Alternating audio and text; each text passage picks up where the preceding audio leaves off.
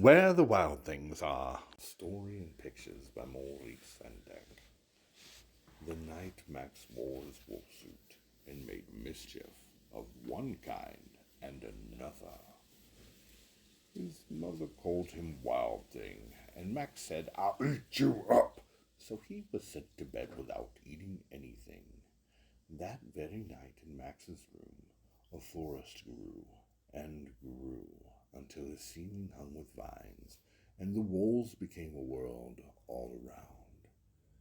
And an ocean tumbled by with a private boat for Max, and he sailed off through a night and a day, and in and out of weeks, and almost over a year, to where the wild things are.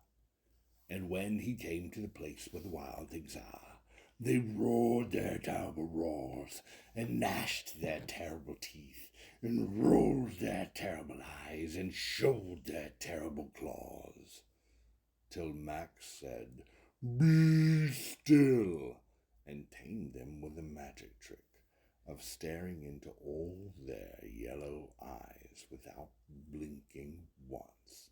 And they were frightened, and they called him the most wild thing of all, and made him the king of all the wild things. "And now," cried Max, "let the wild rumpus start." And they rumpa-dumped, and they dumped-a-rumped, and they rumpa-dumpa-dumpa-dumped. "Now stop," Max said, and sent the wild things off to bed without their supper. And Max, the king of all the wild things, was lonely, and wanted to be where someone loved him best of all. Then, all around from far away across the world, he smelled good things to eat. And so he gave up being the king of where the wild things are.